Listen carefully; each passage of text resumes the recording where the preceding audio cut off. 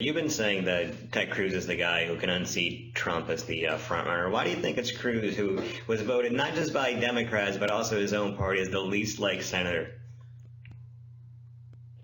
And I think that's why he wants to establish himself as one of these outsider guys. He wants to get because he's the one who's most poised to get that Trump love and the Carson love too, because Cruz says audacious things, not in Trump style, of course. Trump will always beat him in style points, um, but Cruz has his own style too because he's a lawyer and he worked for as a clerk for a Supreme Court justice. I mean, he's anything but a Washington outsider, but he's able to be those things. He will read Green Eggs and Ham in a pointless filibuster to not fund Obamacare and shut down the government and seem like a hero for it, even though all conventional wisdom says he should have lost credibility for that. So, I mean, there is something going on with the electorate that they want someone who just gets in there and fucks things up. But I do think Trump, if not now, eventually is going to finally go far enough that even people who think, banning Muslims is a good idea will be like, wait, I don't want to trust him with the military or something like that. Like Trump is going to consume his own tail at some point. Well, all right. I remain convinced. I will eat my hat on this podcast when I'm not wearing. Go ahead, Peter. Remember, if you go way back in history to the when Lyndon Johnson was campaigning, there was a very famous television commercial of a little girl picking petals off of a daisy.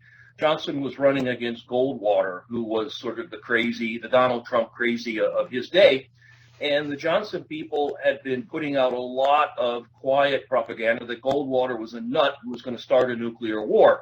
They turned that whole election around with this television ad, a little girl picking petals off of a daisy while images of mushroom clouds went off. I suspect that Josh is right. I mean, Trump is going to keep pushing this until somebody does something like that to derail him, to say once and for all something that he's done. And I suspect what it'll be is some kind of really way out of left field personal attack on someone that the American people are still vaguely sympathetic to. I mean, with Trump, I could almost imagine, say, the widow of a terrorist who Trump just tears apart. I mean, an innocent woman whose husband became radicalized and whatever, and she's on TV crying, and Trump just tears into her and announces that she should be executed and whatever. And the American people just kind of realize he's gone a bit too far. As long as he sticks to insulting a billion people at a time, as many Muslims as there are. I mean, a billion people isn't anybody. You can say anything you want about them, but if you zero it down to an individual, maybe, I'm hoping, fingers crossed, that'll be too much for the American people. Who knows? He made fun of a disabled man, and I guess that wasn't somehow enough. So I guess I have to put. But he was a reporter. You can't ever go wrong shitting on the media. Right. All right. So maybe if he picks on a disabled person outside of the media, that'll be enough. Or he kicks a baby down the steps. I mean, what will be enough at this point? But hopefully, theoretically, well, he does learn, Peter. But he learns because again, we were talking about John McCain. What has he said bad about any vet since? Not a thing. He's even done stunts like, recently saying to CNN, $5 million to vets or I won't go to the next debate. And, they called his bluff, and of course he's still going, but it's $5 million for the vets because he cares about the vets now because that one was close for him. So I think...